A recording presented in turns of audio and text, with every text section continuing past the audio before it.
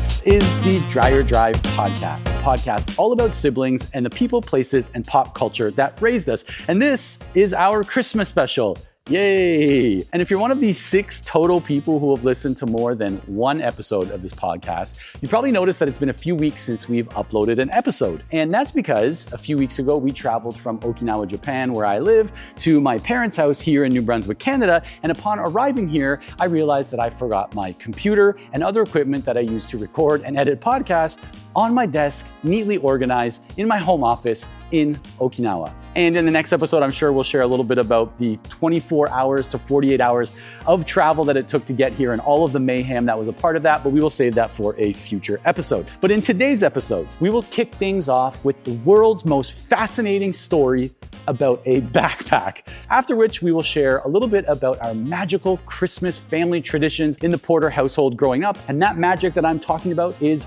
black magic, because we spent every Christmas Eve in a graveyard. And then we'll dive into today's main topic, which is Jacqueline and I reminiscing/debating about the songs on our Porter family Spotify Christmas playlist. And then of course, we'll wrap up our episode with an unhinged text message from a family member. This week's unhinged text message comes from our younger brother, Jonathan, who texted about children and dogs. And with that being said, let's jump into this Christmas special.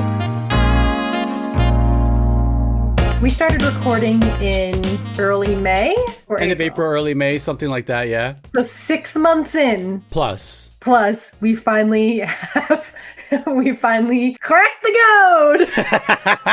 We're, I think, what we refer to as quick learners, high IQ quick learners. We pick it up real fast, on the fly, improv champions. Early adapters. Yeah, definitely. I would say very early. I'm impressed with us. I'm not, because there is so much time for this to go horribly wrong. I know.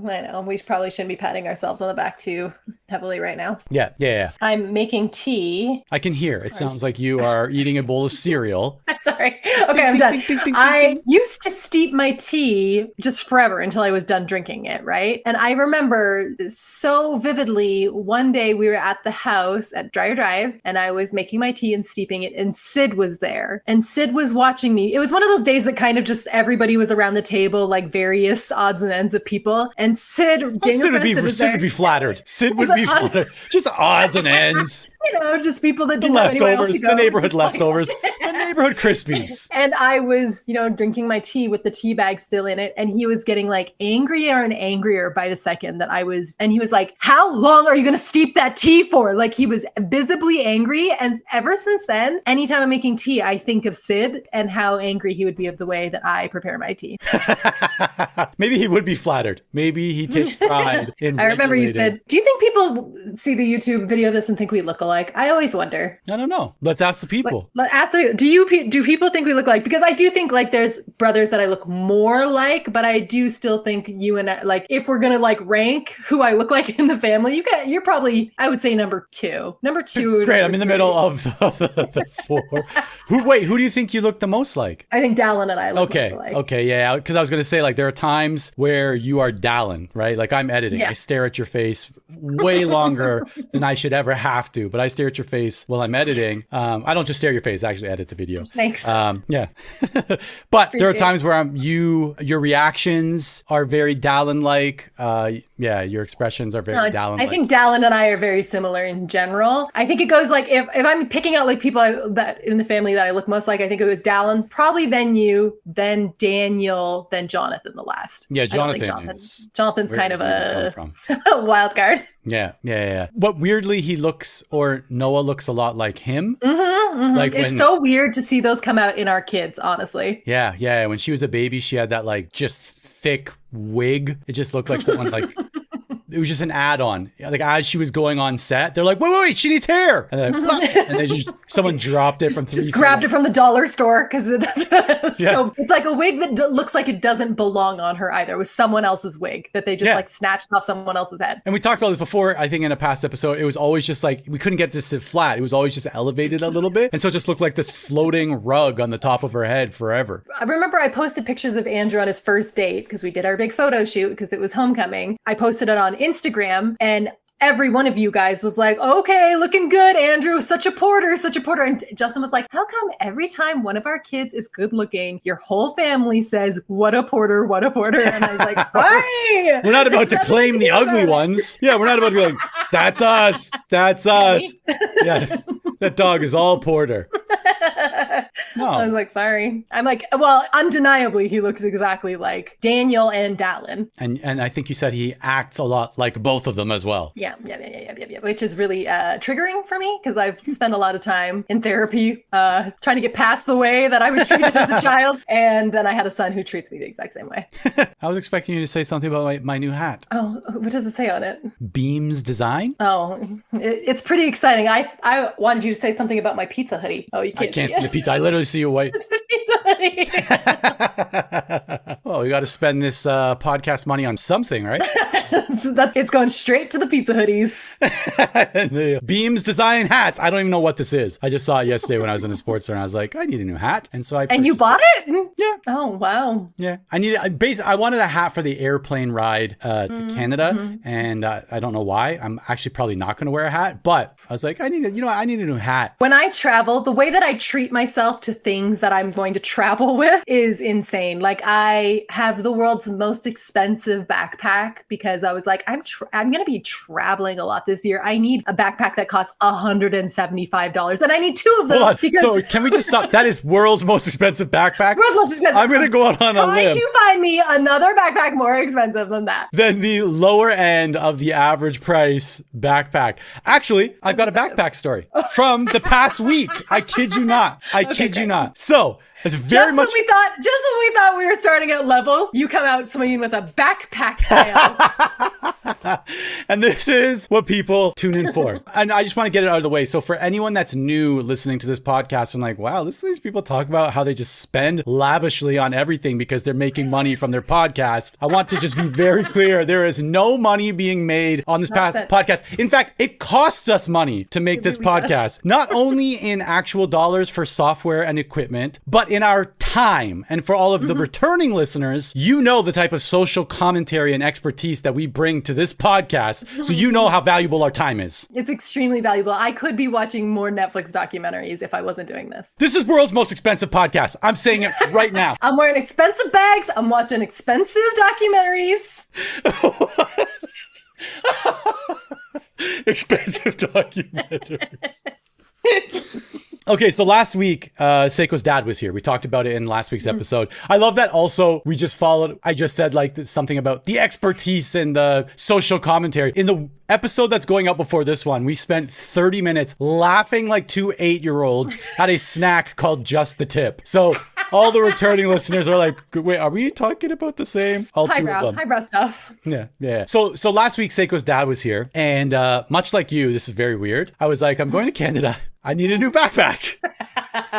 See, you make fun of me and you do the exact same thing. And then you eat your Pop-Tarts weird. But I'm not out here bragging about the price tag, which by the way. Was your backpack $175? That's all I need to know. Multiples higher. Stop. Okay. Well, now you're just one-upping. Did you have to buy 2 though? No. And I'll tell you why. So we go into the first store and, I don't own anything from Patagonia. I like the ethos of Patagonia as a company. And so I find a backpack from Patagonia. I'm like, oh, this looks like a nice backpack, but it didn't have like the right setup. Like I wanted lots of pockets. I wanted easy access stuff. I wanted easy ways to pull stuff out of the bottom, whatever. And it wasn't big enough. So I looked at it and Seiko's dad was like, oh, get it. I look at the price tag also, it was like $500. And I was like, nah, I'm probably okay. So right beside that store was the North Face. And we go in the North Face store and it's just Seiko's dad and I, like we're just browsing all of the backpacks.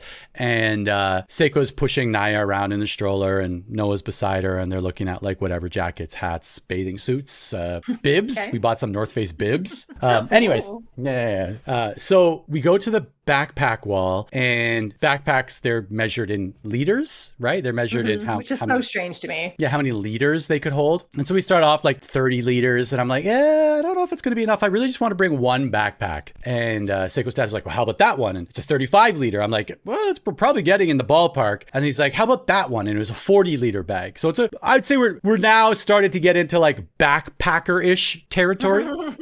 And so I take the backpack off the shelf. I try it on. I realize I'm trying on the women's version because apparently there's women's and men's backpacks. So this woman who works there, she walks over and she's like, oh, like you might want to try on the men's one. It might fit a little bit better. And I was like, oh, okay, yeah, I'll do that. So I put on that one, and Seiko comes over and she's like, why are you looking at those? And I'm like, because like we need a backpack for the trip. Like we need a backpack so we can put everything in there, and then we don't have to worry. You can just push the baby, or I can push the baby, and we don't have things to worry about. And she was like, she's saying this in front of the woman that works there. She's like, look at that thing. There's no way to get stuff out of the bottom. You are going to be the one who's going to be ripping stuff out in the airplane, completely frustrated that you can't find the stuff that you want. And I was like, okay, fine. I'm not buying it. Okay. All right. I'm not going to buy it. I put it back on the shelf. I turn to the woman who's there for the whole awkward thing. And I'm like, I'm sorry, we're not going to buy it. Thanks. And so we walk over and we decide that the North Face store is the perfect place. And this is the perfect time to fight about a backpack. So I walk over, I'm like, why would you come over and say that in front of like her? Like she's trying to sell me the backpack, and you're like, this backpack, let me tell you all the reasons. This backpack is not the one for us. And I'm like, you could have just said like, hey, maybe we need something smaller. We're going to bring 2 backpacks. And so now we're going like, we're trying to be calm, right? But we're both pretty triggered by this event for some reason. Also, it's a week of just being tired and all that stuff. And so we're going back and forth on this thing. And I didn't know this, but Noah pulls like grandpa aside. So she pulls Seiko's dad aside. And Noah was like, don't worry, they're going to finish soon. And like, he looks over at us and we're just like throwing our hands up, we're trying to have a quiet fight, which is the least satisfying kind of fight. We're like, yeah, but I told you that if we need this, then trust me, this is going to be the only way that we can do this. We're already on the airplane, right? We already talked about this. I'm like, we're already on the airplane. I'm like, yeah, but I can get the stuff out of the bottom. Trust me, if we use packing cubes, there's no way that we cannot do this. Trust me, we can do this if we use. And then Seiko's dad comes over. He's like, Ryan, if you're not going to buy it, I'm going to buy it. And you can use it for your trip to Canada. And I'm like, okay. Oh, no. So I'm like, okay, this is great. This is exactly what I want. 2 versus 1. Odds are in my favor. So I walk back over and the woman like doesn't skip a beat. She's like, and if you look at the bottom of the backpack, there's clearly a zipper that allows you to get stuff out of the bottom without ripping everything out of the top of the backpack. And it has this convenient outer pocket that doesn't zip. So you can put diaper bags and things in there and pull them off. And I'm like, oh, great. That sounds really convenient. Yeah, I'm like looking at Seiko. I'm like, so I can take stuff out of the bottom without having to take everything out of the top, and a convenient outer pocket that doesn't zip. I'm like, okay, this sounds fantastic. And then we look over and Seiko's dad goes, yeah, but look at that one. It's bigger. And I'm like, it is bigger, and it's 45 liters. I'm like, yeah, but there's no way that that's going to fit in. Like, I can't bring that as a carry-on. And the North Face staff woman, she's like, oh, yes, you can. And I'm like, really? She goes, it meets the carry-on standards or specifications. The way that they are all just enabling you while Seiko stands there. She's just stewing. She's just stewing that I'm getting all of the support from inside of the North Face store. I'm just like a really good politician. You think they're down and out, but then all of a sudden they're getting endorsements from like Elon Musk and Joe Rogan at the last minute. And she's like, she fully finishes the sale, and Seiko's dad's like, we're getting it. And I'm like, all right. So we go to the checkout. Seiko is feeling a little bit defeated. She's a little bit defeated. There's a good mixture of anger in there, because rightfully so, right? She just got teamed up on in the North Face store, and I would be livid. So yeah, I'm Team Seiko on this one. Yeah, she's pretty angry. And I start then trying to like resell the backpack to her. I'm like, yeah, but if you look at the bottom here, there's this great pocket that we can get stuff out. We don't have to worry. And we're only bringing 1 backpack. So you have nothing to worry about with a bag. And she's like, kind of like, huh. And then she looks over and like, they've got a case of bags right beside the register. And she goes, then I'm getting this one. And she got like a North Face like purse off the shelf and just like dropped it as Seiko's dad is like paying for the backpack that he's buying for. What a classic move. So she got a North Face. Yeah. So she actually kind of like, we talked about it before, like you put the baseball bat and you're like, working your way up the baseball bat, and then someone's like, ding, right on the top. That was Seiko. She was like, no, I want it. And she's like, then I'm getting this one. And when you're in that situation, you just go along with it because you need the fight to end almost immediately. And it's like, whatever you want, you can have it. Well, Seiko's dad was paying. So I was like, do you want anything else? We can get more. As long as we're here. I was like, would you also like a 45-liter backpack? Let's bring 2. And then like so backpacking through Toronto. Well, so this is what happens. So there's this is way too long for the story because it's really not that exciting. But I'm telling it like it's the greatest story there's ever been. But there's this show in Japan, and it's called like, why did you come to Japan? And there's staff and camera that wait in the international arrivals lobby of different airports in Japan, and they wait to find someone who clearly looks like a foreigner, which, by the way, in other countries, I don't think that this would be the thing. You just go, you, foreigner looking person. Why are you here? Like, that just wouldn't be a thing anywhere else, right? Especially not in this political landscape. But in Japan, not only do they do that, for the rest of the episode, they call foreigners you. They're like, hey, I see a you over there. Look, let's go talk to the you. And so these people come off, right? You can imagine. They get off the flight. They've got the big backpack. And it's like, you, why did you come to Japan? They're like, well, I really like onigiri. And I'm here for the best onigiri that Japan has. Or someone's like, I really like this Japanese pop group or whatever. And so Seiko's dad made me wear the backpack for the rest of the shopping trip. And nonstop, nonstop repeated in every store in front of every person, you, why did you come to Japan? And everyone like around is laughing as I'm like walking through the toy section with Noah searching for it. And he's like, hey, you, why did you come to Japan? And so at the end of all of this, he was doing it also to lighten the mood so that Seiko wouldn't be so angry. So now I'm just walking around the biggest mall in Okinawa, or one of the biggest malls in Okinawa, with a giant 45 with nothing in it until we started filling it with stuff that we bought. And now I'm just backpacking through the mall. And at the end of the day, he was like, I don't even care if you use the backpack to go to Canada. He's like, I got my X amount of dollars worth from just asking you why you came to Japan so many times. And then it was the running joke for the rest of the trip. He was like, why don't you bring your backpack? When you said lightening the mood, one time we were in Mexico with a large group of people, and they were all people that Justin worked with. It was like a work trip that we had gone down there for. And one of the days, us and 3 other couples decided to rent a Suburban and just like see what we could find out in Mexico. One of the couples who was going to be doing the driving and everything was like the key partner in this entire story. Work partners. I am his partner. Business partners. And so he and his wife were, he was driving, his wife was going to be the navigator, and then we were all in the backseat. I like this already. We left at like 6 a.m. and we were gone all day. We went to Chichen Itza, we went to Ekbalam, we went to all these places. I literally don't know what any of these words are. Are these restaurant names? They're just, yep, they were taco restaurants. No, they were like what's it called? They're not called pyramids, but like the pyramids, like the Aztec ruin type things. Okay. So you really got burned in your memory how great they were to the point where you Okay. It was like the Mexico version of Egypt. Yes, exactly. And there were tacos, very good ones. But yeah, we'd been driving around all day, and as the day wore on, you could kind of tell the couple who was driving were starting to get more agitated with each other. Like, it started out like fun, ha ha ha ha, and then as the day wore on in like couple wrong turns, suddenly she's not that great of a navigator. He's driving a little too fast. Now he's not the best driver, and they start getting after each other. Just tit for tat. Yes, and we were the kids, the 6 of us in the back seat were having a great time, right? Because we were just like back there laughing, and everything was so funny. And like, I think that probably made their agitation even worse because they were annoyed with each other, and the 6 of us in the back are just like thinking this is the funnest time ever. And as we were getting closer back to our resort, we were driving through, it was like in Cancun, downtown Cancun, and so there's lots of lights and everything, and the wife had turned and she was looking at all the lights and all the different stores and everything. And the husband drove way too fast over a speed bump. And like, it was like jolted the whole car. It was a really bad speed bump. And he like whipped his head around and it finally like erupted. Like the agitation, the last all day finally erupted. And they started fighting with us all in the car. And he was like, you think you could have warned me about that? And she was like, you think you could keep your eyes on the road for once? And so then the 6 of us are in the back are all just dead silent listening to them fighting. And it was so awkward because we're not like, we're acquaintances, but we're not like good enough friends that you can listen to them fight with each other and not feel weird about it. And I was sitting in the very, very back with Justin, another guy. And they were fighting. We pull up to the hotel. He turns the car off and we're all just sitting there in dead silence. And because I am the way that I am, I was so uncomfortable. I was like, I need to say something. And so we just sat there for a second and I heard from the back, Mom, Dad, are you going to get a divorce?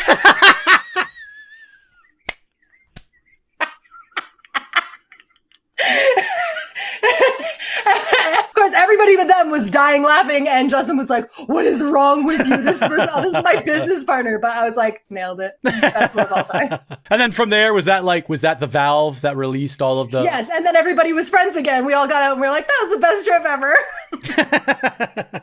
Like, sometimes you just got to take one for the team. Sometimes you got to say the thing. You got to say what brought you to Japan, and you got to say, are you going to get a divorce, just to really take the pressure off. Yeah, I totally agree. Just put up the numbers, hope that it goes your way. I mean, sometimes it won't. Sometimes they're going to think they're really offensive, but the odds were in my favor that time. Yeah, it's the only way that can go, right? Like, what are they going to do? At that point, what are they going to do? Are they going to turn Yes, out? we are getting Yes, we are. Thank you for bringing that up. We filed the papers on Friday. Oh my gosh, this is already in process. Yes, but we already booked a trip. We were going to lose the deposit.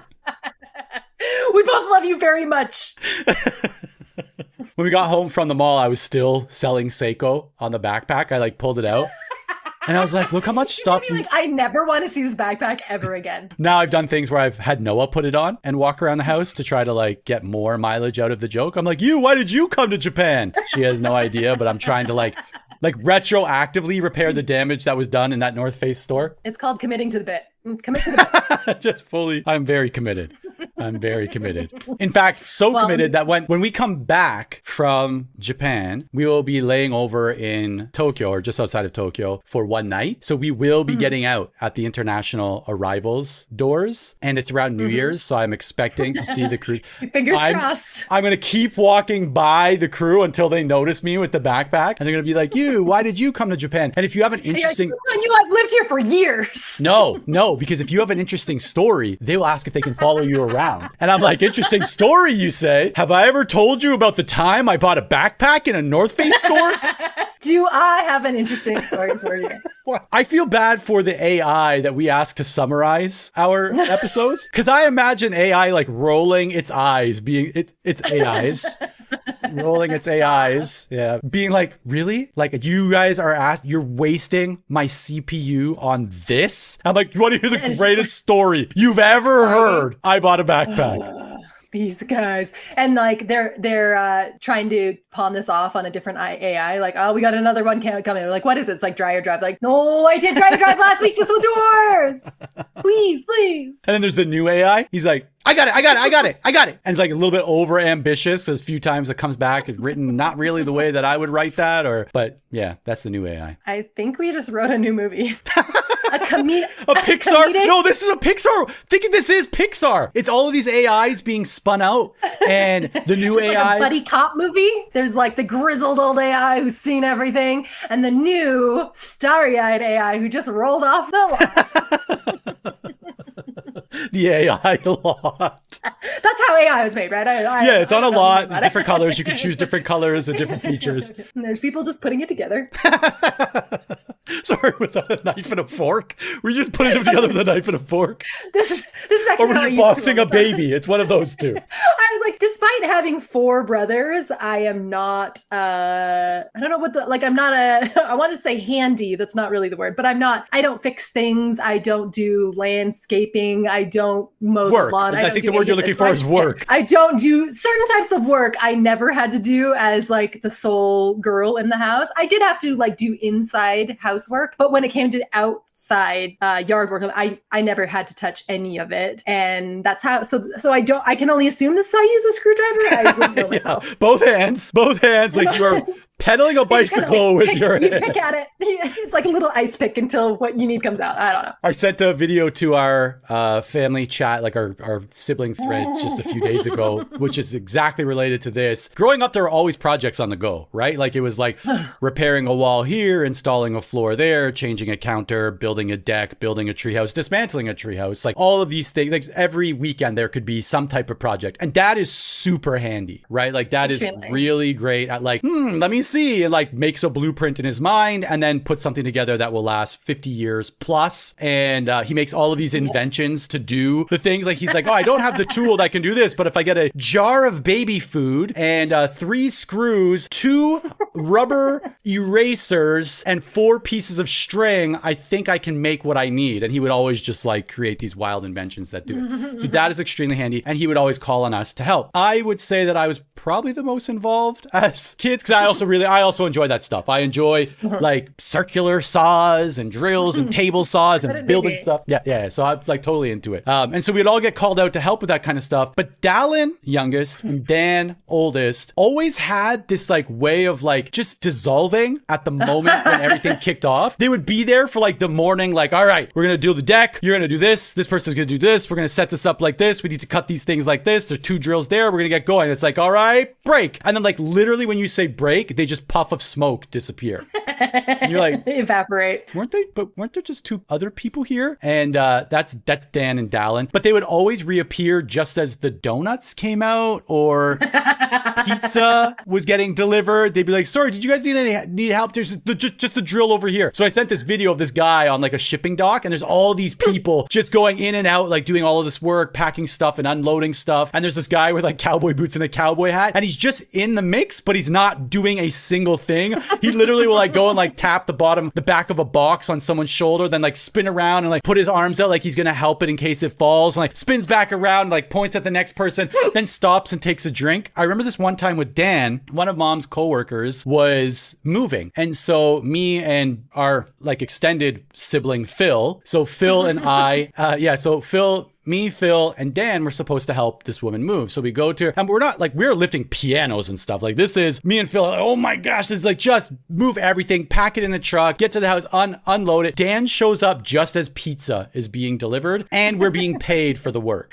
So Dan rolls up. I think he actually picked up the pizza. I think that was his job. He picked up the pizza and brought it because he was so late. Like, well, can you just grab the pizza on the way? So he delivers the pizza, opens it up, has a slice with us, gets the like 50 or 75 bucks, whatever we were paid to move, and then just rolls out. And that was his day. Like, I'm like, did you just get paid? Like, you need to give that to me and Phil because we did all of the work. And that's Dan in a nutshell when it comes to physical labor. Also Dallin. That might as well have been Dallin. No, Dallin. Dude, like that. And that was always so frustrating when we were kids and they would disappear. And be like, Mom, Dad, like, do you not see that Daniel and Dallin aren't here? And it was just like too exhausting to then, like, we were already doing the work. It was too exhausting for Mom and Dad to then like go find Daniel and Dallin and then give them like a lecture on like being a part of the family. And like, so it was just like, you know what? Like, you 3 are here, the 3 middle kids, like, you 3 are here, just like keep doing what you're doing. Like, let's just get this done and leave them to their own devices. Dallin's downstairs just watching S Club 7 videos on music.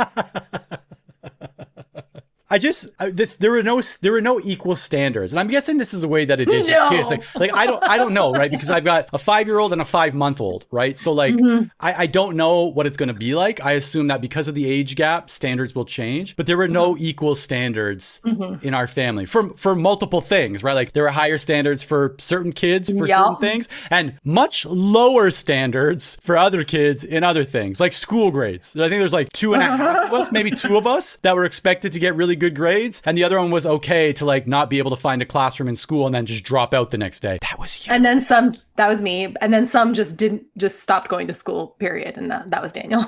Yeah, and that's okay. And it was like, you know what? We expected that. I'm like, sorry. He gets those expectations, and I've got... Yeah. I remember always being so upset because sometimes the rules were different for me, and it was clearly because like I was a girl in the world, like being out late at night or whatever. You guys were allowed to stay out later than I was, and anytime I would like question Mom and Dad, I'd be like, why can't I have the same curfew as Daniel and Ryan? They're like, because you're a girl. I'm like, this is like against the laws of feminism. Like, I should get to do whatever I want. It was so frustrating when I was growing up. Mom's catchphrase is like, nothing good ever happens after midnight. After midnight. Yep. And I was like, actually, that's when all of the good things happen. Literally. All the best stuff. I think I've used that joke before on this podcast. I don't know if I made it into an edit, but I will repeat it. All of the good stuff happens after midnight. And I also like took umbrage because Mom is definitely like a feminist in many facets of her life. Like, that was something that was very much championed in all of us, and all 5 of us. I would say that you 4 are also feminists because of the way we were raised. It was just like this one thing that Mom could not relent on. And I was like, this is not fair. If we're doing the laws of feminism, I should get to stay out till 2 a.m. I'm looking it up in my feminism book. And it's right here on page 72. If Daniel and Ryan are allowed to do something, Jacqueline should be able to do the same thing. Was this feminist book written by you? It was. Right here, you can see on the cover, authored by... grab my feminist dictionary. Question, but I don't know if it's the question of the week. Okay. I have a question of the week because it kind of goes with what we're talking about. I had one too. But Maybe okay. We might do both. Oh, okay. We could. Yeah, we could. Hold on, let me just check with the director. Crazy. Oh wait, this is our podcast.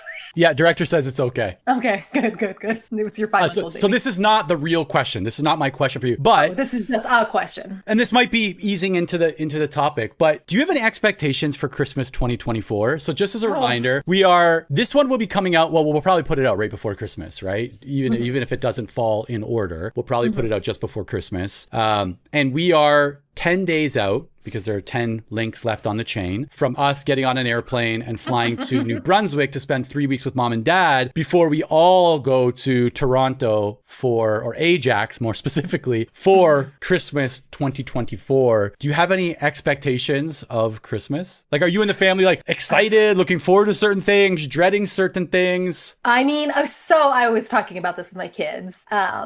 Because I have two much older kids and then one little kid, my youngest is so excited about this because it's just going to be a free-for-all with younger cousins the entire time. But we were talking about, I was telling them like, oh, Christmas, because I haven't been there in 20 years. I'm like, Christmas in Toronto is the most magical thing you could ever experience. So in my head, like, it is a winter wonderland. We go take the train downtown. We look at the puppies and the kittens in the windows of the Eaton Center. I'm pretty sure none of this exists anymore, but it's illegal. Pet stores are actually outlawed.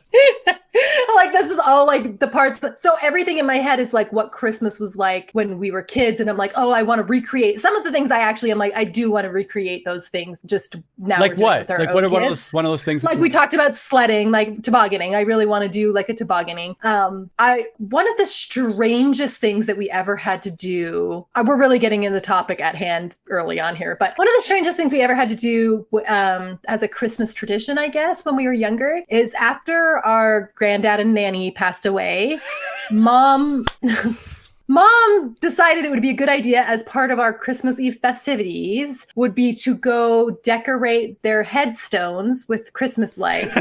Just make it real festive. Let's get these graves in the Christmas spirit. And just like, and sing carols at the cemetery. And to be fair, like Christmas Eve, to this day, Christmas Eve is my number one favorite day of the year. I don't care about Christmas Day all that much, but Christmas Eve is the big event. I agree. Big event for me. I love the anticipation. It was always like, that's what I agree that it's your favorite.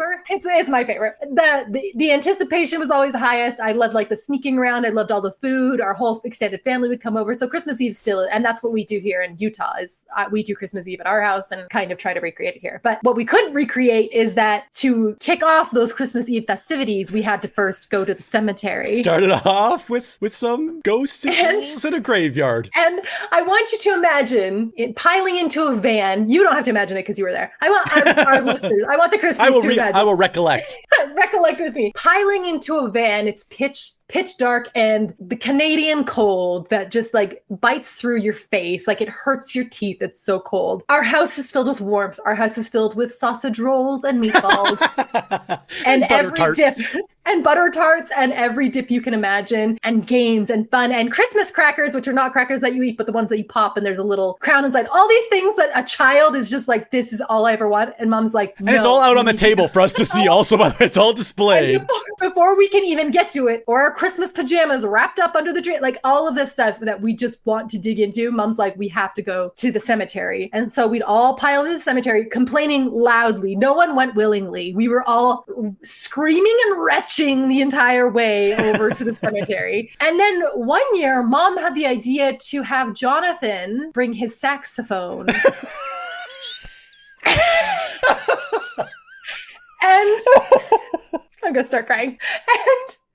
And play Silent Night by the gravestones while we all just stood there in a circle, freezing, so cold. And a couple things about that is Jonathan played saxophone in like grade 7 and 8 at the elementary school band. It's not like he was like, I guess as far as elementary school saxophone players go, he was pretty good, but he was still an elementary level saxophone player. And because it was so cold, also like the reed didn't warm up quite the way it should have, so it just squawked the whole time.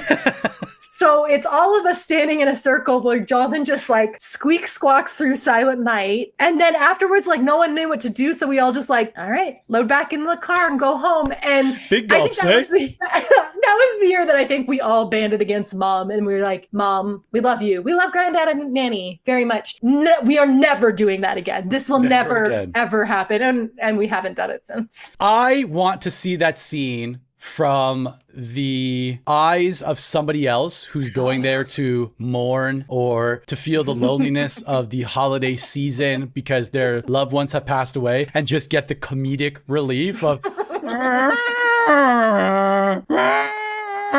and you look over and there's these like 11 people just swaying. Daniel loudly saying, this is so stupid. This is so stupid. I'm freezing. It's because you're wearing tearaways, Dan. And little blinking lights with like fake cotton snow on the top of the grave. We don't need fake snow. It is snowing. It is snowing right now. You can take the fake snow off. We had to, and it's like, they were buried kind of down on a hill, if I remember. So like we had to park and then like crunch through the snow because it's always ice up there. Everything. My favorite verb, by the way, crunch your way. We had to crunch through the, like, crunch all the way down through the snow. And then it's like up to your shins and you're just standing there freezing while Jonathan struggles to play Silent Night. Try with the mittens on. You can't play. Try with the mittens off. Your fingers are sticking to the brass. The worst part is, this has nothing to do with Christmas, but we did trot Jonathan out with the saxophone several more times for family events. It was like we had our own Kenny G available for any time. We're like, Jonathan can do it. My favorite story about Jonathan playing the saxophone is, I think it was like Mom and Dad's like 25th or 30th wedding anniversary. And there's this awesome picture that we have. We set up, not we, this was, I think Dan and Ryan were fully checked out of family events at this point. But there was a table set up at like the lake front. Like, we're going to do this for you big. When we do it big, we do it big. There was like a small card table set up with like a white tablecloth. And I think they ate dinner at the Ajax water. On the pathway. It was on the pathway. Just blocking rollerbladers. Yes. People trying to jog would have to like jog around Mom and Dad eating their dinner. But this is the perfect like personification maybe, or the example of different standards for different kids, because we've got this awesome picture where Mom and Dad are sitting at this romantic dinner. Jonathan is serenading them with this wonderful composition that I'm sure he wrote by himself on the saxophone, and Dallin is just standing there watching. Like, Dallin is doing nothing. I think he's just there. Even worse, I think Dallin played the waiter. Like, I think that was Dallin's role. Sweating. He was like, I am sweating. We can fact check this with Jonathan and Dallin, but I'm pretty sure Dallin was pretending to be their waiter, and it was like a restaurant. And Annie Gale and I had like parked the van around the corner and had all the food, and Dallin would like run and get the food and run it back. Boy, it makes our family sound just like we were just a little traveling Broadway family, constantly putting on the cemetery, and then we're putting on a show at the lake, and we're like, why can't you guys on the pathway? Normal? Yeah, I'd like to think that when I get to a certain age and Noah wants to do something like, I would just be so touched, right? That Noah and maybe Naya want to put, I'd be so touched. But there'd be part of me that's like, could we do this in a forest away from people who might be able to identify us? But Mom and Dad were just like, let's do it. Out there. Oh, so to answer your question, my expectations for Christmas, I'm doing my best to keep them very low, because I think our family has a problem with high expectations and then being very upset and disappointed when things and inevitably go wrong. So Dan and manual labor type expectations. Yeah. I just feel like there's so many parts and pieces now. Like we couldn't keep it together when there's 7 of us. What makes us think we can keep it together now that we're all married and have kids and partners? Like, there's no way. So my expectations are, I'm trying to keep them as low as possible. Keep telling my kids this is just cousin time, hangout time. Anything above and beyond that will be extra special Christmas cheer. Well, I'm expecting nothing but extra special Christmas cheer. So I'm giving it Ryan expectation levels, or Jonathan Lake anniversary dinner saxophone levels of expectation. I want to know where his saxophone is today. And I think that we have to be very careful about when we release this, because if Mom hears this, she might be thinking that we're like reminiscing on this with a certain level of nostalgia. Mom, we are not. We do not want to go to the grave on Christmas Eve. I don't. No one's going to the cemetery. Although I have thought about like making my kids do it. Making my kids do it because I've told them so much about it, and they're like, we can't fathom like the idea of making your children go to a cemetery on Christmas Eve. Like it would be fun to like prank our kids that way and be like, okay, guys, right before we start eating, let's quickly run out to the cemetery and just see what my kids do. I think Noah would totally be into it. She's at the age right now. You're like, any surprise is a good surprise. Like you're like, oh my gosh, we just ran out of gas. She'll be like, yes, what does that mean? I'm like, that means we can no longer go where we're supposed to be going. Do you have expectations then? What are your expectations for our Porter family Christmas? We should also make it clear that we do not do this often. This is like the last time we did this, I think was at least 10 years ago. I think my kids, maybe even more. Maybe I think Addie was 5. Because you guys didn't do 5 or the New 6. Brunswick one with us, did you? No, we never did. So the last Christmas we had all together was at Dreyer. Yeah, so we did a New Brunswick one without you guys. I think was everybody else there? Oh no, I don't think Dan was there either. So maybe it was just Dallin, George, and Jonathan. But anyways, yeah, it's been a long time coming. Like we've got multiple new members of the family that will be part of Christmas. My expectations, I don't know. I think if we nail Christmas Eve, I'll be happy. Mm-hmm. We're leaving on Boxing Day to fly back to Japan. So it's like, you guys coming to Japan? We are also flying to Japan on Boxing Day. This is a fantastic surprise. Noah level surprise. What? As if after we've spent all that time together and I'm like, actually, we're just going to follow you to Japan. Like, please actually don't. Yeah, that's exactly how I'd respond. But I think as long as we nail Christmas Eve and there's, like you said, some sausage rolls and Auntie Gail makes a few butter tarts without raisins specifically for me, then I'll be happy because Christmas is really all about me and my expectations and the things and the food. I think food is probably my most important point of like enjoying Christmas Eve is like having every type of food. That's why I started doing Christmas Eve here in Utah at my house, is because I was like dissatisfied with the food that I was getting on Christmas Eve from other people, and I was so there was no Pillsbury wreath with chicken, cream cheese, and broccoli. There were no sticky chicken wings from the Ormston's recipe book. What are we even doing here if there's no sticky chicken wings? If my napkin is not sticking to my chicken wing as I'm eating it, and then my fingers afterwards, and there's that little bit that you just can't get off unless you wash your hands yet. Or just eat it. I mean, I've consumed a lot of napkins that way. Serviettes, some might say. All right. Well, since we're this has been 50 minutes that we've been talking and we've said nothing. Do you want to do one question or two questions? Well, I gotta say my question was going to be like, what were your most and least favorite Christmas traditions that we did in our family? And I kind of feel like I answered mine, because cemetery was definitely least. Christmas Eve is definitely most. So do you have your answer? Like what is something like you're like, I'm definitely doing that with my kids versus like my kids will never be subjected to this?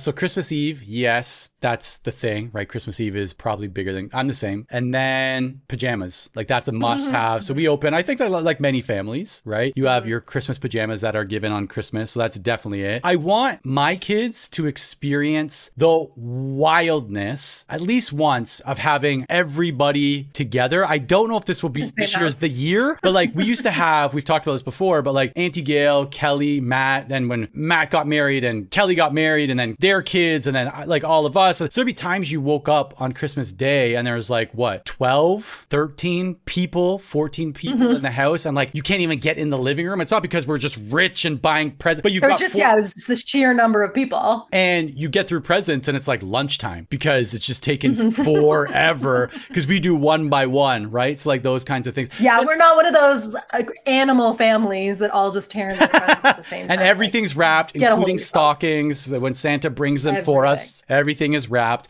So those are just some of the things I'd like for my kids to experience. And is there anything that you're like, no? Oh, the graveyard. I think the graveyard is definitely up there. Just across the board, the graveyard at Christmas time was not like our best showing. And any volunteer work. It's like the random year we're like, this year we're going to like, do you remember we used to do the 12 days of Christmas where like, oh my mom would like choose a friend to like for 12 days before Christmas. If you didn't get it from the title, you go and like drop something off of their house and then you like knock on the door and you run away and hide around a corner or a tree and watch them like open up a present and the present had to be whatever that day was. So if it was like a partridge in a pear tree, that day would be like a fruit basket with pears in it. Yeah. And then so like 2 turtle doves would be You're like getting chocolate turtles. You're getting chocolate turtles. There is nothing else that you'll be getting that day. And so like, and yeah, we would do it for 12 days. yeah, knocking on the door, running away. And when you're like 8 years old, 9 years old, that is so much fun. When you are 15 or 16 years old, and you're running through the snow across someone's front lawn and tripping over their Christmas lights, and like, you just hate life. You've been taken away from your warm house to go and drop off a dozen cookies or a box of chocolate turtles at a complete stranger's house, knock on the door and run away for 12 days. The 12 days of Christmas, friends. Like, and you'd like almost forget to do it and be like, oh shoot, we've got to do 12 days of Christmas. Okay, everybody in the van, everybody in the conversion van, we're going to run over. Yeah, that's it. Okay, well, that was my question. We're doing something a little bit different. I need you to intro this strong. This is, people are used to a certain pattern from us. And I know that they're expecting something very serious, something about other siblings, true crime, people in history who have changed history. Facts, the facts. Like, I know you guys love the facts and that's what you come here for. But because it is Christmas and I think we're going to do 2 Christmas episodes, and this is one of them. One of the ideas for a Christmas episode. So I need you guys to understand first, you guys being Crispies out there. There are some things, and by some things I mean most things, that porters hold themselves A, to a very high standard for, and B, considers themselves superior to other people. Like podcasts.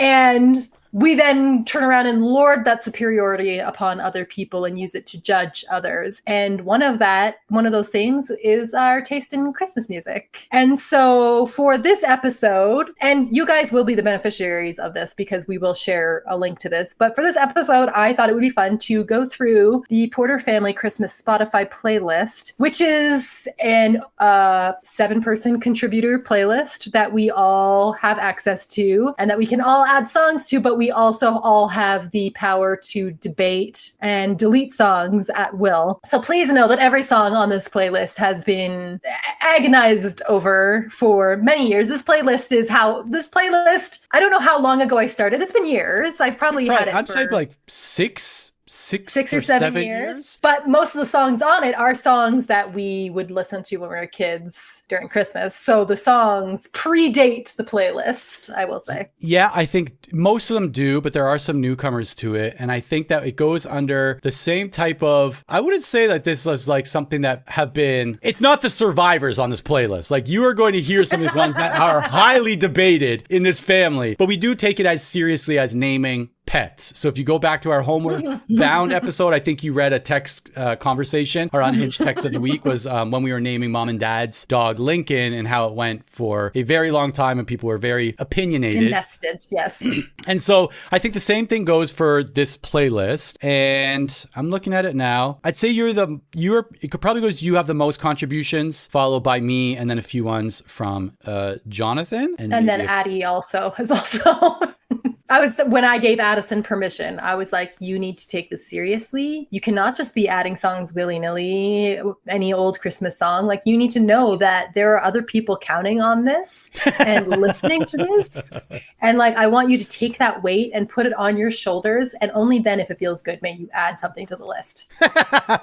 You gave it with the great power comes great responsibility pep talk. I did. I will say that I was going through the list the other day, and you looked like accidentally had added We Don't Talk About Bruno to the Christmas playlist. And I assume that was a mistake. I don't think that was a Christmas one. I deleted it. I think it was probably Noah who like was just going through and like. So I guess you didn't have the talk with Noah that I had with Addie? Like, what are we doing here? I did. She added that and I kicked her out of the family. Sorry. What are you doing? I thought you were ready for this, but you're not. And you're going to have to. We'll talk again when you're 18. Yes. I think you need to be an adult to be able to add to the list.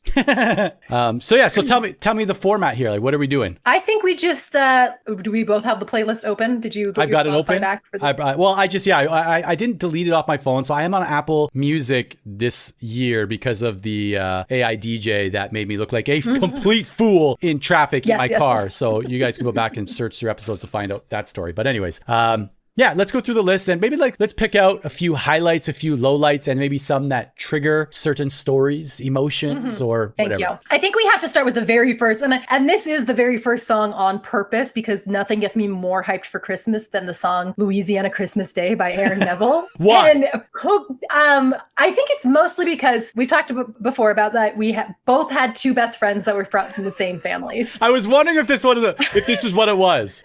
And one of the families, so we both had a best friend from this family. Their dad was very musically inclined. Yeah. He was a drummer. That was one of the, he was a drummer. I would say a lot of music that I was introduced to as a kid was because it was Gary. Shout out to Gary, Angel Man. But a lot of my music, the times I first listened to certain songs and music was because Gary had it playing in his van while he's driving us around or whatever. Gary loved the song. Probably still loves the song. He's probably listening to it right now.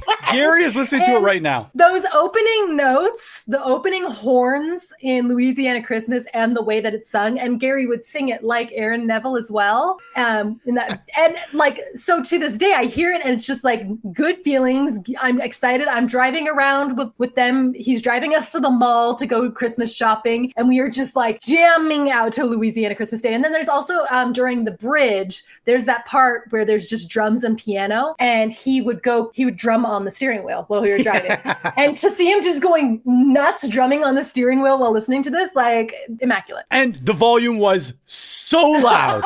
Gary in the car, partially because his hearing was going from all the drumming he had done, right? But also because he just loved music. Like Gary is the one who introduced me to Jimi Hendrix and Led Zeppelin. And we know from past episodes, I love hip hop, but I also have an appreciation for all kinds of music. Anyways, Gary would listen to it so loud, doing all of the drumming, going from the steering wheel to the dashboard, back to the steering wheel. Sometimes the windows would be down in December, just blaring Louisiana Christmas Day. So for all of the same reasons that you just described, I also love this song. Like driving up Dreyer Drive from down off the Pickering Beachway, like coming home from their house, driving up Dreyer Drive in the black van or the Nissan Maxima or whatever, like full, the loudest volume. You're like 13 years old or whatever, and you just feel all of the Christmas spirit in that car. All the things, yes.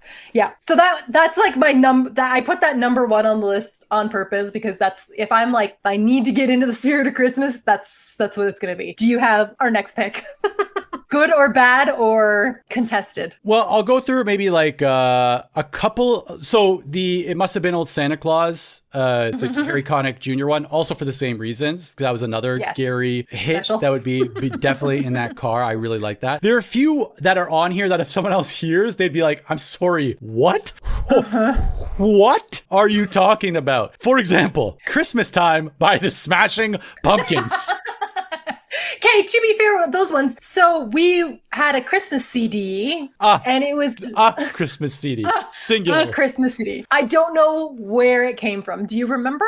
Like it just appeared. No idea. I'm sure maybe someone gave it in a basket of pears for the 12 days of Christmas. Good call. So, and the CD was called A Very Special Christmas, and it was all like kind of it was very famous musical acts doing kind of offbeat Christmas songs. So, and it was an annual release. It was an annual release, so you can go on Spotify. You can see all of them. They all exist. Yeah, our list has a lot of them, especially the one on the gold CD, because the gold CD was the one. I don't know which version of it. It was the gold cover. The gold one, the one with the gold cover. So Christmas time. So they had songs like Christmas Time that were written specifically for that person. The Santa Baby with Snoop Dogg, which is one of my all-time favorites, which again, other people are like, what are you doing with this? But it's not just Snoop Dogg. It's like Mace, Diddy, Snoop, Onyx is on there. Onyx is on there. Salt and Pepper is on there. Like, yeah, it's the greatest. Oh, Run DMC I think is on there as well. Yep. Like it's literally just banger after banger. Wait, that's for songs, not people. Superstar after superstar, and they put together this like urban. I want to be in the meeting of that one. Like, we need something urban. We need something urban for our urban demographic. It's Santa Baby laid over. What song is it laid over? What's the sample? It's Nappy Heads. Nappy Heads, yeah. So it's Santa Baby over the Fugees' Nappy Heads, featuring Salt and Peppa, Snoop Dogg, Mace, Diddy, Run DMC, Onyx, and just like Onyx is. But I love that like they came together and they're like the rest of the CD is like Sheryl Crow, Hootie and the Blowfish, Hootie and the Blowfish. Smashing Pumpkins, right? And they're like, guys, we need something for the urban audience. So like, I've got a few songs in mind. They're like, no, we need all the artists just on one song. We just need one song for the urban audience. And they literally put every like charting hip hop artist at the time onto one song. I remember specifically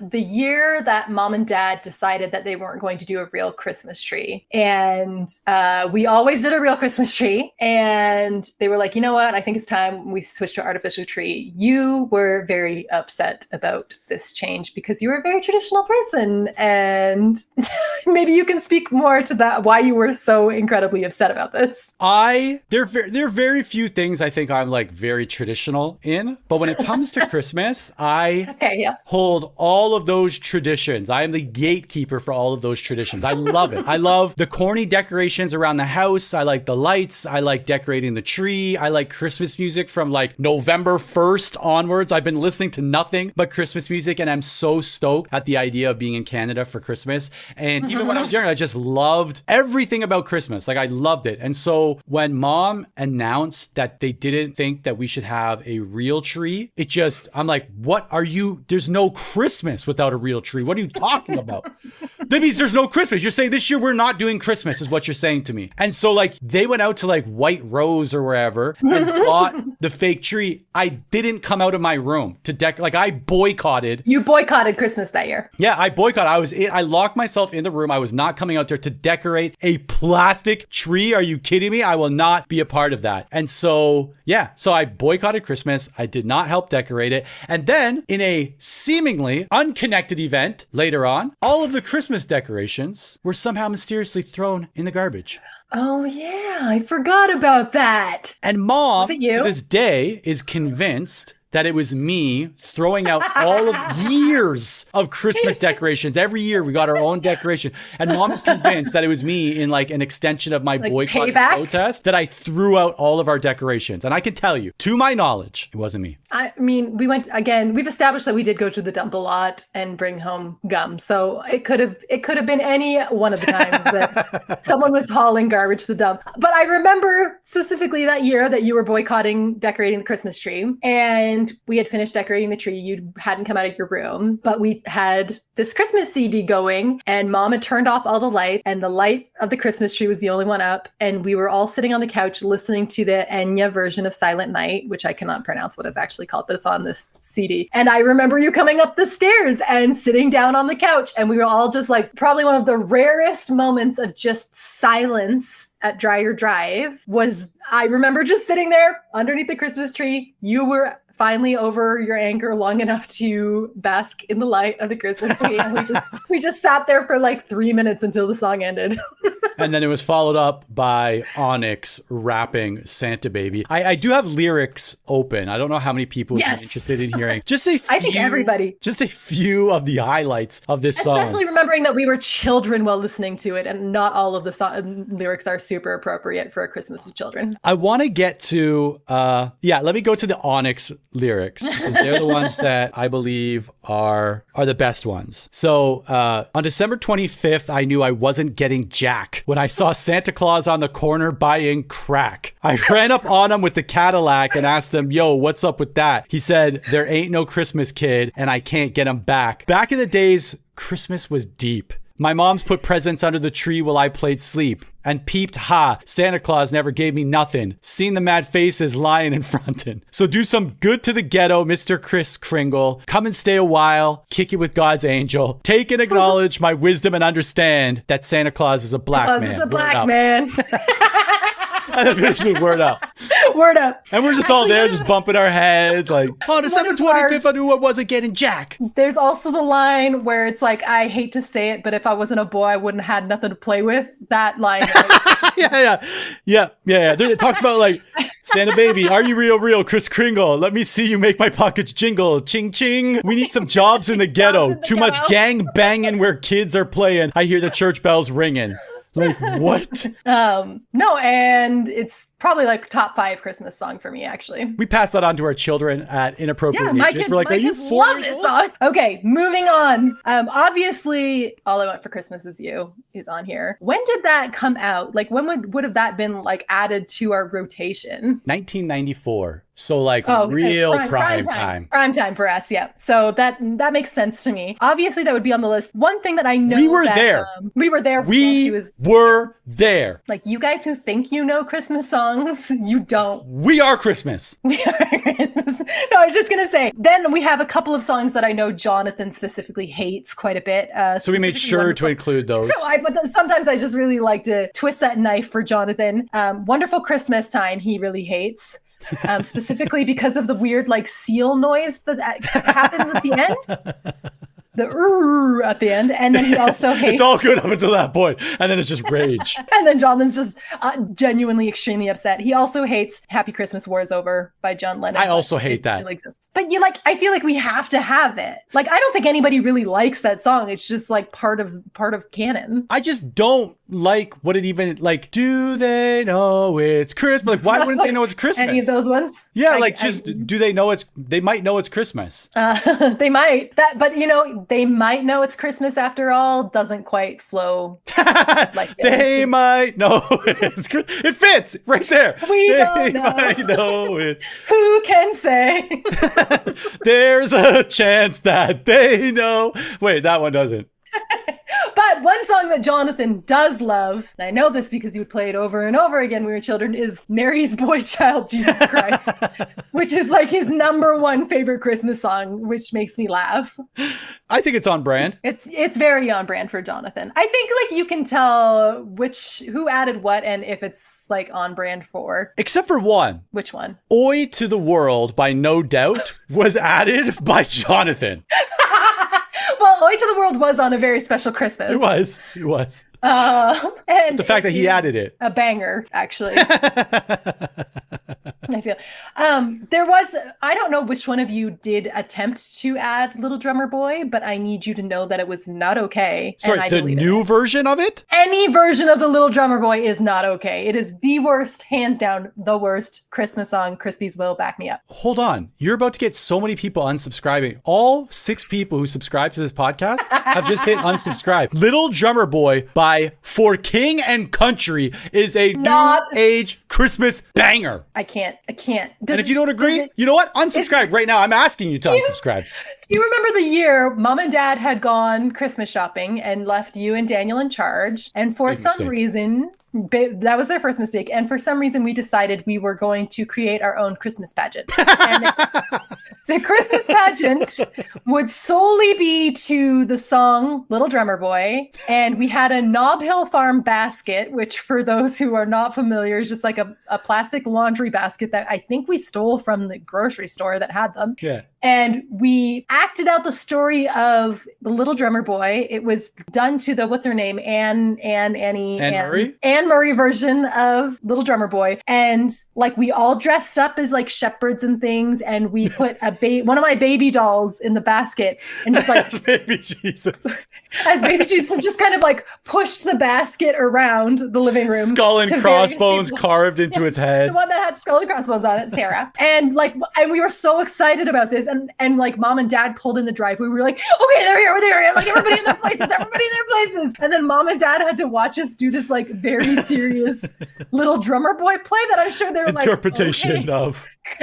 Great guys, like, can we please come in the house now? And we were like so proud, like high art for the Little Drummer Boy. And I think what triggered it is because every year at the church that our family went to, they would do an actual, very loose hand quotes here, an actual Christmas pageant where they'd have these big speakers and there was like some narration and we would walk across the parking lot and there would be like a manger set up in some like fashion. But I remember that the shepherds, their costume was basically like a tea towel or an actual towel, right? It's like a bathrobe with like a towel, like an actual tea towel. Tied on with the bathrobe tie. Yes. So to me, this is like, wait, we can do this at home with our own things. And so it like triggered that like we could totally do, we have all of the materials that you need to make this happen at home. Bathrobes, check. Bath towels, also check. We're doing a pageant at home. We're doing it.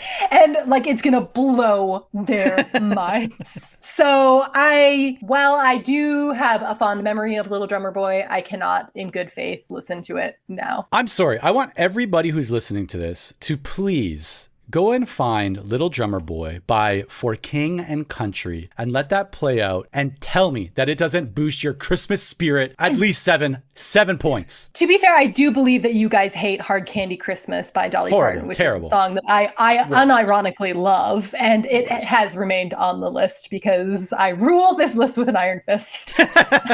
Yeah, like I do notice there are some that I have put on that list that are no longer on that list. I was making an executive decision and I could not keep them there anymore. Are there maybe any also one of the reasons that you are the highest or the most active contributor to this list because you're just deleting other people's submissions. Well, and especially you're in a different time zone. People are in bed. You're like, no one will notice. We notice. And a lot of times you don't notice. I do also have like songs sometimes that I'm like, I don't like, they just feel like a Porter Family Christmas one, like the Chipmunk Christmas song. I skip it every time. The Muppets 12 Days of Christmas. The Muppets 12 Days of Christmas. Because when the Meeper says me, while singing makes me laugh. So like I'm going to say not all of these songs are just like the perfect Christmas song. Some of them are just for the memories. Or to annoy other listeners of the list.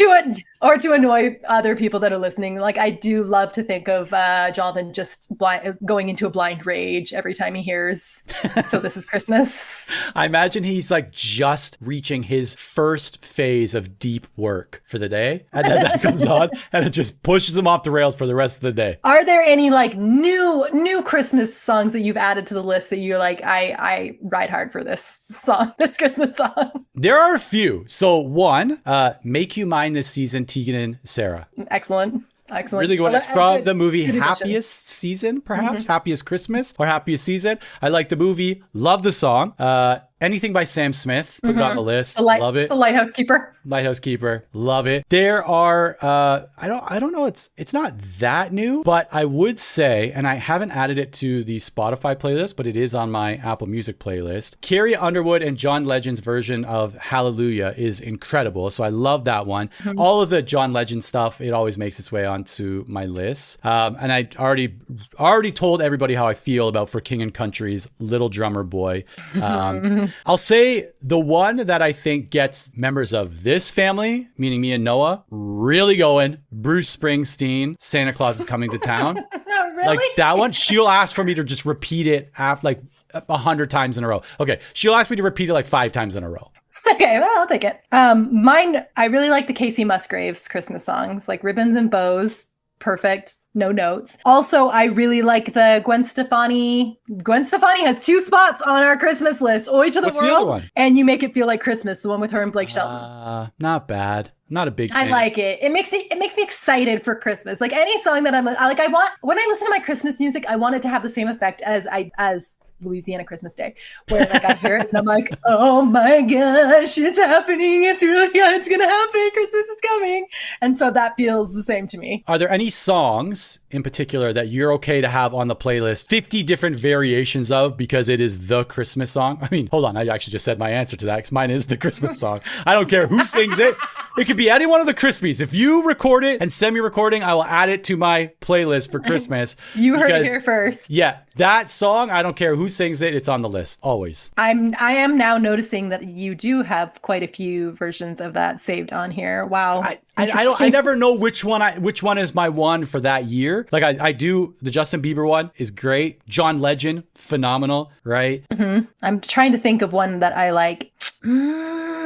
Carol of the Bells is another one. I usually don't care. Oh yeah, Carol of the Bells. I actually specifically like the Carol of the Bells that is from Home Alone. I was going to say, I was just talking about this with my father-in-law. My father-in-law were watching Home Alone, obviously listening to the score. We started talking about John Williams, who is the second most nominated person after Walt Disney with 54 Academy Award nominations. And he did the score for Home Alone 1. And there's that one song that just, I wonder if it's like this for everybody, but I think it's called Somewhere in My Memory. Yep. Somewhere in my memory. But just that from Home Alone 1 is so deeply ingrained in my brain as a Christmas song. And like, kudos to John Williams for being like, let me just throw this in there and create this brand new connection to Christmas for all of these children, this entire generation of children growing up. And so like now I hear that and like right away, I just remember Christmas. That and the scene where I believe Kevin McAllister from Home Alone is in the church and he's talking with the scary guy with the shovel and the galoshes, the big galoshes boots. And I think, is it in that? I don't know if it's the same scene, but it's very close where he's like, this is my house and I've got to protect it. And he's running home from the church. Yeah.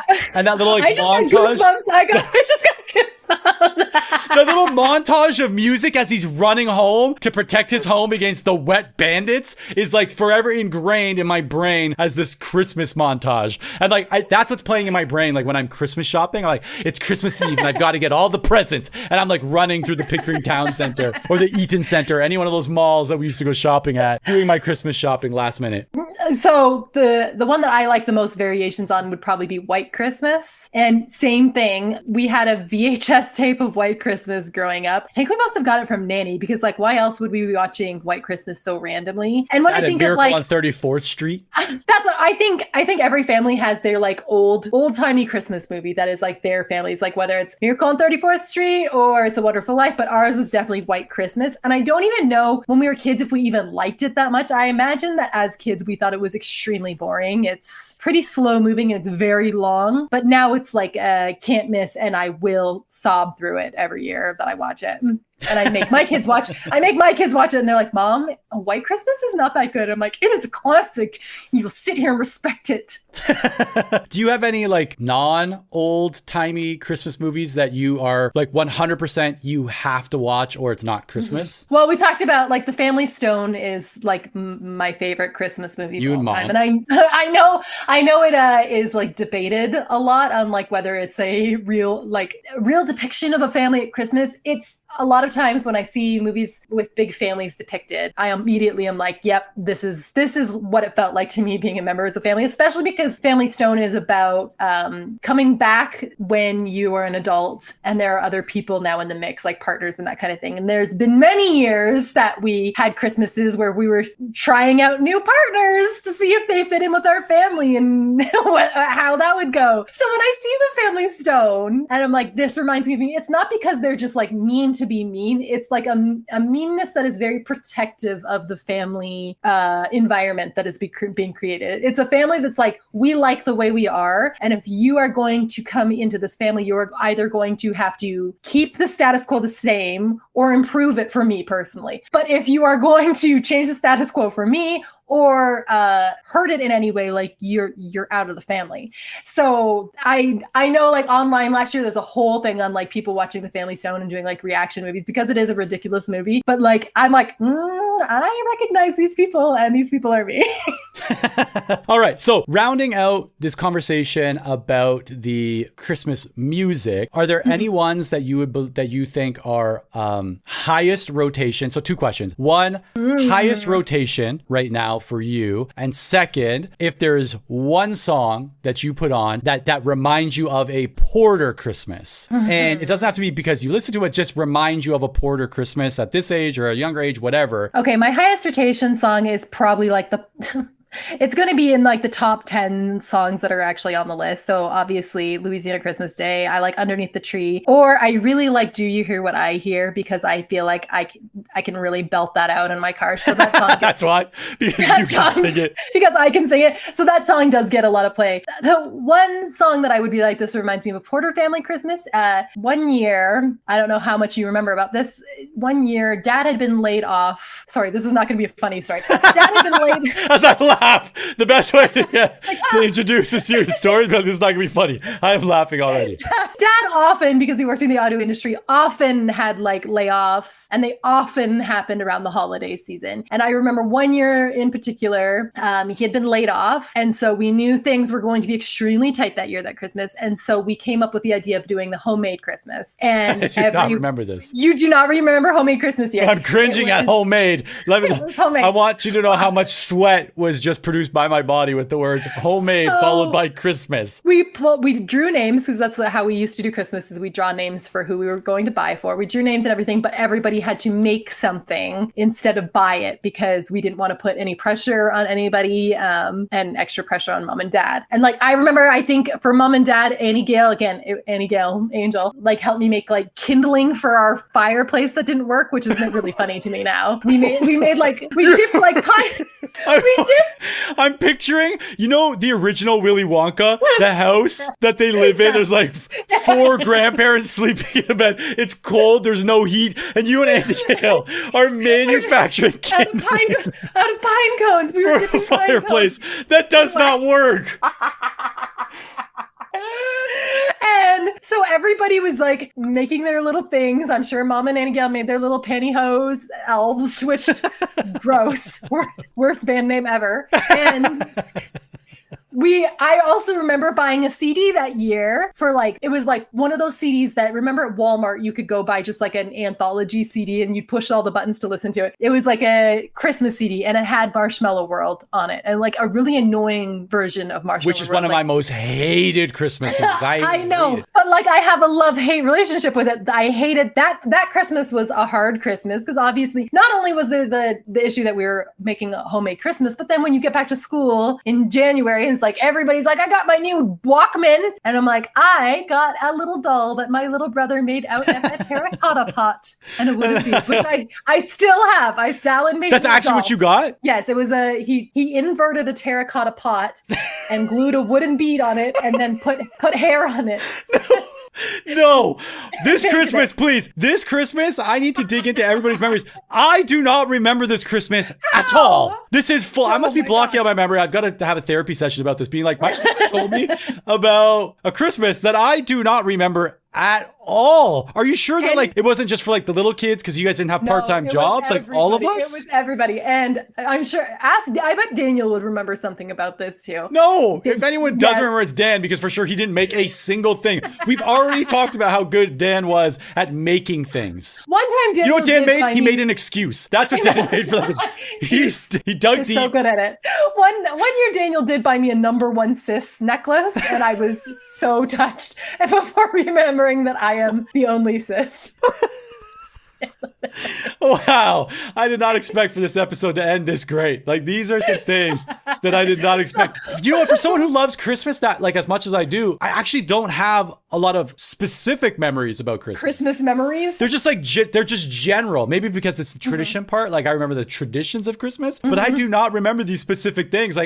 This year when we're all together, I need to figure out best gifts, worst gifts, homemade Christmas. This is it's one year all I wanted for Christmas was the disco ball. I was probably 13 or 14. This was hot on the heels of a birthday wish for a lava lamp. I was still in my Millhouse era and I just really wanted a disco ball because I was like, I'm quirky. And that's the only thing I asked for. And Christmas morning comes around and we're unwrapping presents and Jonathan unwrapped a disco ball. And I was like, what the heck? And Mom was like, I think Santa might have gotten a little confused when he wrapped that one. And he just plucked it out of Jonathan's hands and put it in my lap. And you're like, yes. And I was like, sucker. The one song for me that I think probably now more than ever, but I've always liked it, is I'll Be Home for Christmas. That one always reminded me of a Porter Christmas, usually because we had family members that were in other places, or Auntie Gail, we know Auntie Gail was coming over and all of it was wrapped up in everybody congregating in a living room. At Dreyer Drive, yep. At Dreyer Drive. And it's very on brand for the podcast, but it truly is. I'll Be Home for Christmas is definitely for me, this is a Porter Christmas. I'll listen to any variation of that one as well, but really, really do like I'll Be Home for Christmas just because what it maybe means of all of us being home in one place, doing our thing for Christmas. Which really, really never happens. This year is going to be, either it's going to be wonderful and we're going to be well, let's do this more often, or we're going to say, let's let another 10 years go by. even a decade. I'll do little pockets of Christmas. Like 2 of us get together or 3 of us, but not all of us. Mm-hmm. So anyways, a little bit different for us this week. We went through the Christmas playlist, reminisced on Christmas. We will put this in the show notes. Homemade Christmas. I will put the playlist in the show notes. My greatest joy in life is when people tell me that they've been listening to a Very Porter Christmas playlist. And because I just feel like we're like giving them some of like our Christmas to them. Like, here's the right way to do it. And we are right. We should also publish some of the text messages that maybe have been sent around this stuff. Is that the unhinged text this week? No, but now I wish it was. Well, we can add some, or we can also, I know we have another Christmas episode coming up, so maybe we can make that part of that. So with that being said, hit me with an unhinged text message, and please make it less than 3.5 minutes long. I've got a quick one, and it's coming from the archives. Okay, we're digging into the archives. We're digging into the archives. It's between me and Jonathan. And Jonathan's texts are my favorite because they are very short and to the point, and then we don't talk again for a while. Just weeks lapse. Jonathan, again, this just like, he'll text me out of nowhere, and this was one of those. It just said, I hate when parents don't publicly shame their kids for their dumb fear of dogs. That was out of nowhere. And this is probably, like you said, there's probably been 6 weeks since you've heard from them. And then he hits you with that. Jonathan said, I cannot have a child who is A, has allergies, or B, is afraid of dogs. And then I said, C, is a child. The amount of times per week that we'll say, like, Jonathan would go crazy right now. Like, anytime one of the kids makes noise. Jonathan famously has a low tolerance for children. And not in a mean way, just that he hasn't been around them all that often. Or maybe it's just like PTSD from our childhood. Actually, it's probably that. Probably that. Where he doesn't love a lot of external noise or humans doing things that he cannot predict, which is only what children do. That's what I was going to say. It's the unpredictability of everything. And it's like the first time you ride in like a friend's family's car and you're like, does it always smell like this? Or does it always, I should say, when people rode in our cars. That's what I'm really trying to say. Does it always blow this smoke? Does it always make this noise? Does it always smell like this? I feel like with the exception of the smoke example, the noise and the smells are definitely things that come with kids. You're like, is it just always, is it supposed to happen like this? Is this always what they do? Is this always how they smell? Are these the noises they always make? And you're like, yep. And he's like, never. Yeah, Jonathan didn't get comfortable with my kids until they literally turned into adults. Anyway. Okay. Well, happy holidays. We would love to hear from the people listening to this. I'm very curious to hear about some of, the other Christmas traditions that exist out there that some of our listeners had. And then if anybody can beat the homemade Christmas story, please. Well, as worst Christmas ever. Yeah. And I want to know what the other present. I'm dying to know what the other gifts were. Check one of your journals. I'm sure it's written in. I know. I was going to say I need to go look and I'll go check my journals. Except that every time I read my journals, I just get a little bit sad. All right. Well, see you next week for another Christmas episode. For another Christmas banger. Get ready.